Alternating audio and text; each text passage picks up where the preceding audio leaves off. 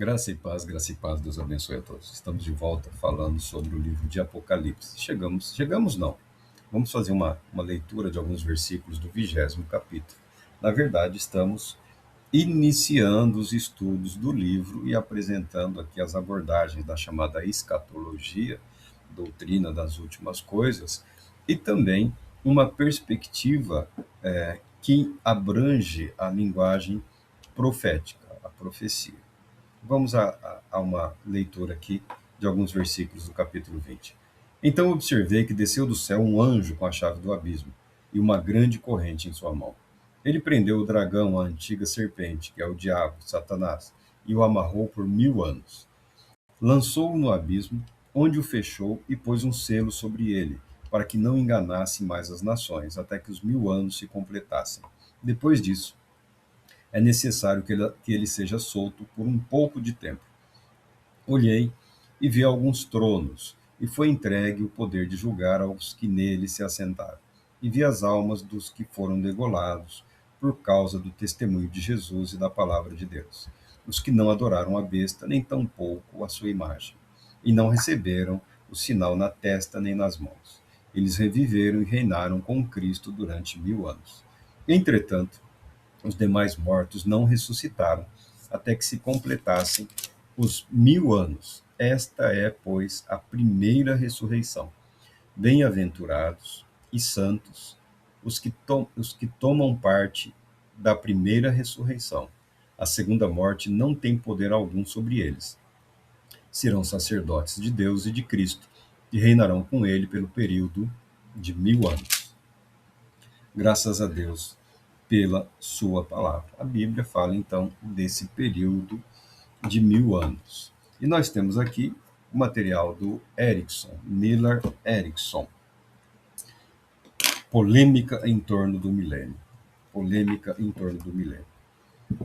Você se propõe a ler, a refletir, a estudar e a buscar compreender, você invariavelmente vai adquirir material sobre a profecia, material sobre a interpretação das Escrituras, material sobre o livro de Apocalipse, material sobre teologia sistemática, teologia bíblica. Existem várias ferramentas para a interpretação da palavra de Deus. Existe aí um bom material disponível.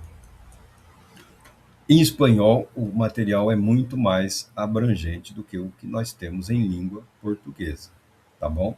Mas o que nós temos como referência aí já é uma grande ajuda, já é uma boa orientação. Infelizmente, grande parte das denominações evangélicas aqui no Brasil não se dedicam ao trabalho de edição, publicação de livro, de material, tá?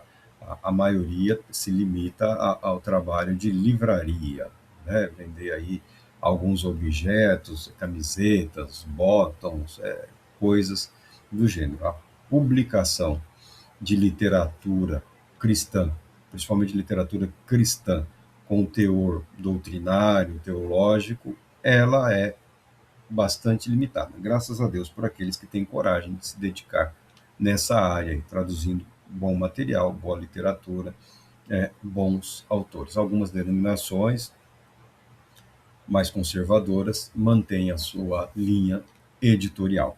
No que diz respeito ao livro de Apocalipse, é bastante limitado o material em relação a esse livro, porque esse livro requer tempo, requer dedicação, requer reconhecimento das Escrituras como palavra inspirada de Deus. Requer a aceitação de que Deus é o Deus que se revela, Deus é o Deus que intervém na história da humanidade. Deus, desde o início, agido através da história da humanidade, ainda que respeitando a nossa liberdade, as nossas decisões, Deus tem conduzido a humanidade para o propósito que ele estabeleceu desde o início da criação. Deus nunca foi e nunca será tomado de surpresa. Então, a leitura de Apocalipse, do livro que nós fazemos, ela tem esse caráter devocional. Não é uma busca propriamente de ferramentas ou instrumentos para garantir uma apresentação mais convincente no que diz respeito a determinado modo de enxergar a palavra de Deus. Não.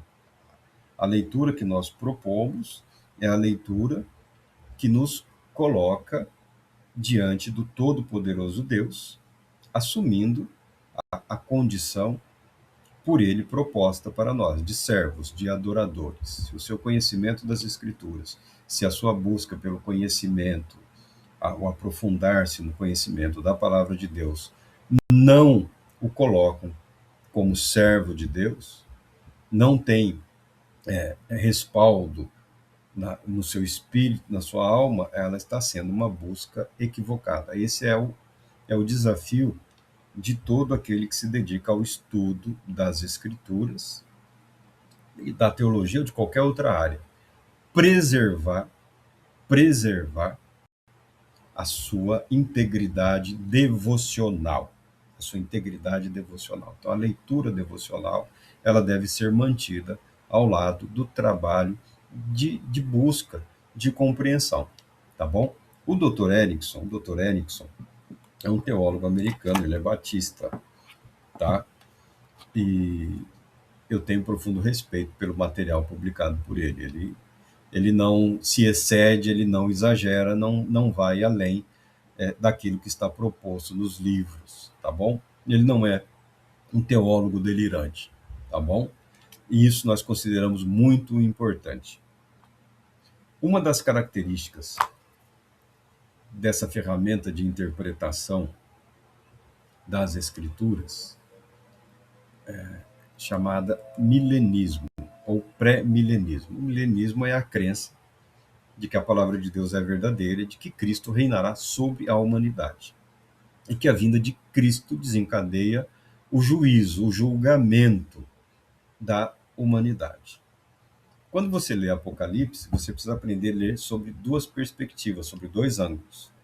Os eventos que ocorrem nos céus determinam os acontecimentos aqui na terra.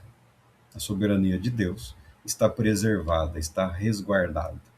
Muitas vezes o que é descrito como um ato nos céus, um decreto, um movimento, desencadeia uma série de outros eventos aqui na Terra. Então, o que é descrito como um único ato nos céus, desencadeia uma série de eventos aqui na Terra. A noção, uma perspectiva de tempo não é a mesma, tá bom? Não é a mesma. Isso é que é importante você compreender quando vai estudar profecia. Deus decreta, e o que Deus decreta acontece, ocorre. A humanidade é conduzida de maneira a obedecer aquilo que foi decretado por Deus, tá bom? Deus não manipula as pessoas ou as circunstâncias. Deus garante a execução dos seus decretos. E a palavra de Deus é boa, é perfeita, é eficaz. Tudo que Deus criou, tudo que Deus tem realizado é bom. A profecia é, é uma expressão da vontade de Deus intervindo na história da humanidade, fazendo uso dos elementos humanos para deixar claro que Deus está agindo com o propósito de salvar. A vinda de Cristo Jesus é julgamento, nós afirmamos aqui, para a igreja, a primeira ressurreição. Os livros de fantasia, os livros de ficção teológica, os livros que têm aí grande destaque e aceitação na cabeça das pessoas, alguns deles são aberrações doutrinárias, tá bom? A igreja, uma das figuras de linguagem da igreja, é ela ser apresentada como o corpo de Cristo aqui na Terra, ou como a noiva aqui na Terra. Corpo de Cristo, vivificado pelo Espírito de Cristo, dando vida a mensagem de salvação proposta por Deus. Enquanto Cristo está nos céus, governando dos céus, assumindo a posição que era dele por direito e foi conquistada, por assim dizer, a igreja, a igreja é incumbida de proclamar a mensagem de salvação, ou seja, apresentar o evangelho de Cristo Jesus no sentido de, com o evangelho, apresentar a pessoa de Cristo Jesus, tá? A responsabilidade lançada por Cristo sobre a igreja é essa, agentes da salvação de Deus, agentes da proclamação da mensagem de salvação. Por isso a igreja pode ser vista, pode ser apresentada, interpretada pelos apóstolos como o corpo de Cristo, ou como o santuário, como o templo, a habitação do Espírito de Deus entre os homens. As figuras de linguagem são belas, são lindíssimas. A noiva, né? Aquela que aguarda o noivo, que aguarda as bodas, a celebração do casamento. Com a vinda de Cristo, com o retorno de Cristo Jesus, com a manifestação de Cristo Jesus, Cristo, aqui, em seu corpo glorificado e eterno, a igreja terá cumprido o seu propósito, o seu papel. A igreja finaliza. O julgamento sobre a igreja é a revelação de Cristo Jesus. Ou estaremos entre aqueles que participam do reino eterno de Deus, ou teremos sido lançados fora, no abismo, conforme o próprio Senhor Jesus já havia afirmado. Com a vinda de Cristo Jesus, se perpetua a relevância do Salvador e se manifesta a plena salvação dele. O apóstolo Paulo fala que nós seremos transformados, ou seja, receberemos corpos glorificados, mas de maneira alguma os que estivermos vivos precederemos os mortos, os santos, aqueles que permaneceram fiéis mesmo em tempos difíceis, mesmo em tempos de perseguição, mesmo em tempos de tribulação e angústia, que perseveraram na obediência à palavra de Deus. Esses que testemunhas, mártir, que sofreram martírio, as pessoas transformaram uma palavra que significa testemunho no evento final, que é a morte. Mas a ideia do mártir é aquele que foi fiel em sua vida até a morte, mesmo que tenham sofrido a pena capital pela sua fidelidade a Deus, por perseverarem na sua fidelidade a Cristo Jesus. Esse é o martírio, testemunhar a verdade. Minha vida pertence a Deus. Minha vida pertence a um só Senhor, Cristo Jesus. É sobre esses aqui que o apóstolo está falando, que ele está vendo na vinda de Cristo Jesus, a maneira como eles são recompensados, sendo ressuscitados, recebendo corpos glorificados para reinarem com Cristo. Por que reinarem com Cristo? Alguns pensam em governo e em domínio. A questão fundamental nesse texto diz respeito à identificação com Cristo Jesus. A identificação. Porque o livro de Apocalipse revela Cristo expressando de forma plena e absoluta a sua pessoa, a sua natureza, o seu caráter, o seu propósito.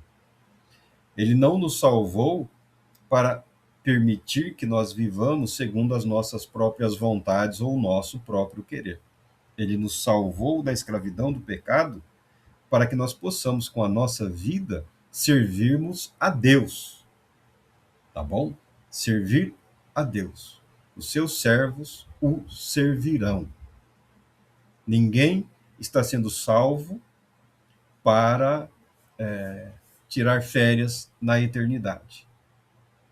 a humanidade existirá em glória para louvor eterno do Todo-Poderoso Deus. É isso que a vinda de Cristo determina em relação à igreja. A igreja. Talvez para alguns fosse melhor terem vivido, terem nascido em algum desses lugares onde a mensagem do Evangelho não foi proclamada, do que viverem um cristianismo falsificado, um cristianismo deformado, um cristianismo que mutila o caráter, um cristianismo que deforma a índole das pessoas, um cristianismo que tolera a mentira, um cristianismo que tolera o pecado, um cristianismo que tolera a ganância, um cristianismo que tolera absolutamente tudo aquilo que a palavra de Deus condena. Se você tem sobre si o nome cristão, a identidade, você se apresenta com uma identidade cristã, ainda que sob uma perspectiva de um viés de romanismo, catolicismo, ortodoxia, ritualismo, evangelicalismo, protestantismo, você carrega sobre si o nome e a identidade de Cristo Jesus. Você assumiu a responsabilidade e o compromisso de viver segundo a graça de Deus, de acordo com o que a palavra de Deus propõe. O julgamento dos cristãos será severo. O julgamento de nós cristãos será severo. E o que manifestará esse juízo é a vinda de Cristo Jesus.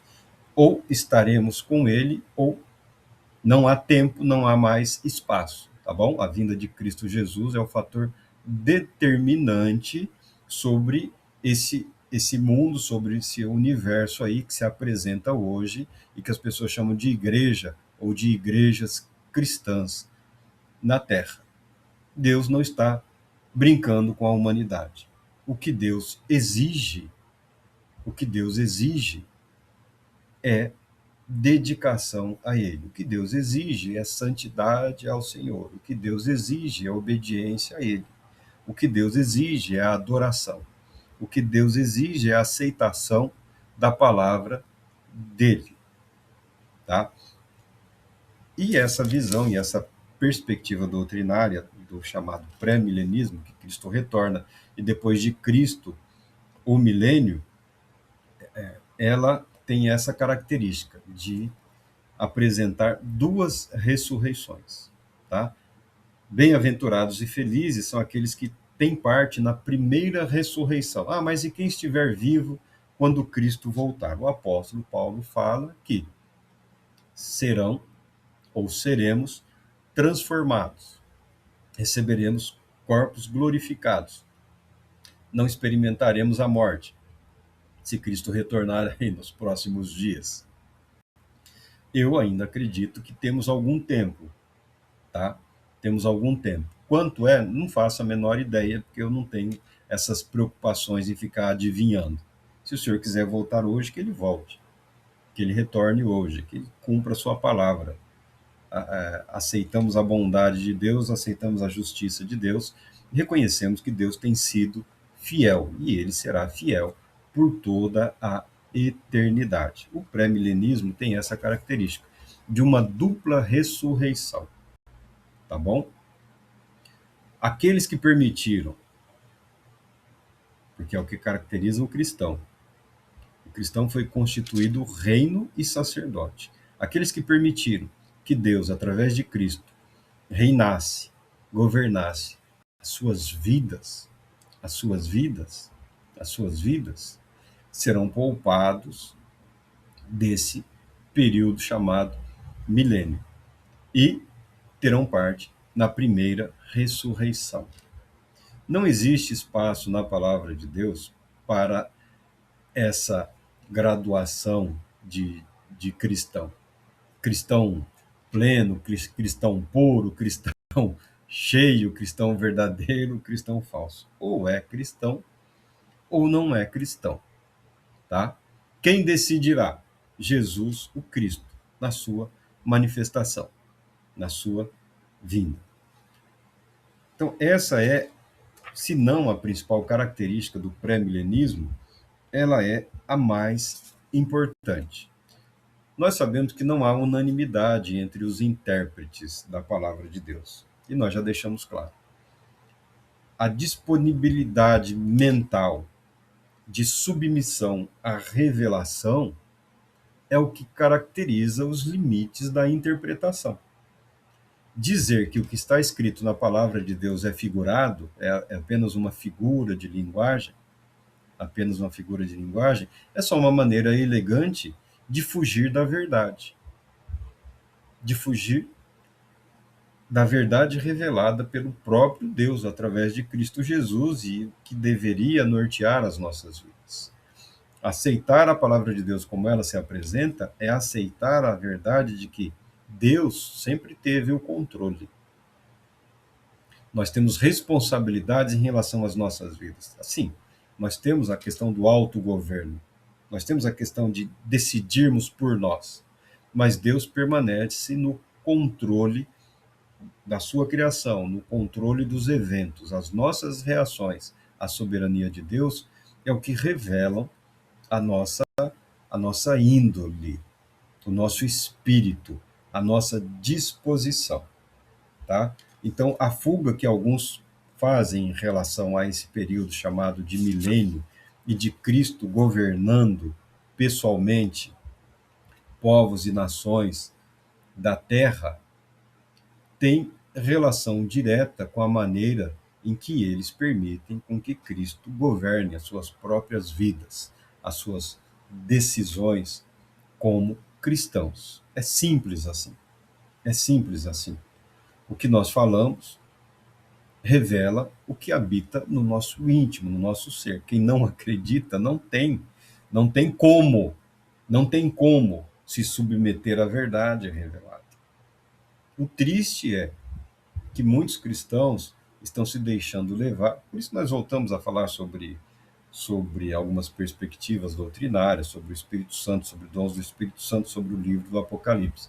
Porque o número de fujões da revelação, ele é muito grande, ainda que se apresentem como servos de Deus, servos de Cristo Jesus.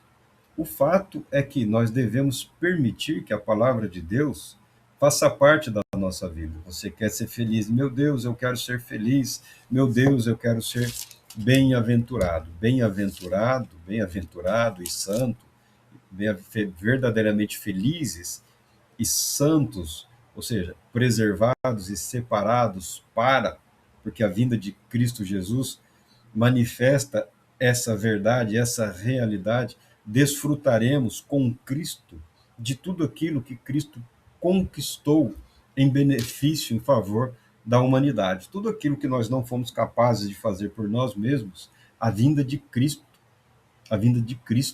revelará quão grande é o amor de Deus para com aqueles que creem, a ponto de nós sermos tratados aqui como co-herdeiros com Cristo Jesus, como participantes do reino de Deus, como integrantes do reino de Deus e participantes do governo de Cristo Jesus.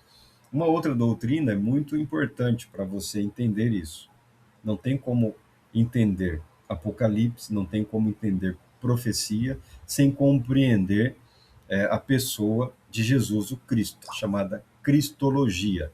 E tem uma doutrina muito interessante, muito bonita, e também normalmente tem lá os seus abusos, chamado a união com Cristo. A união com Cristo. É uma doutrina bíblica que diz respeito à consequência ou propósito da nossa salvação em Cristo Jesus. A partir do momento em que você conhece a verdade de Jesus, o Cristo, e conhece a visão apresentada na doutrina da palavra de Deus, você consegue compreender em parte essa participação do cristão no reino com Cristo Jesus. Porque o nosso destino, o nosso propósito é servirmos a Deus por toda a eternidade através de Jesus, o Cristo. onde Cristo estiver, nós, aqueles que nele cremos, estaremos com ele. Tudo que ele conquistou, nós teremos participação, co-herdeiros. As bênçãos de Deus, a promessa de Deus é muito grande, é muito poderosa. Permitir que essa palavra vivifique e transforme o nosso ser possibilitará que nós desfrutemos dessa eterna alegria e dessa eterna bem-aventurança, a participação na primeira ressurreição.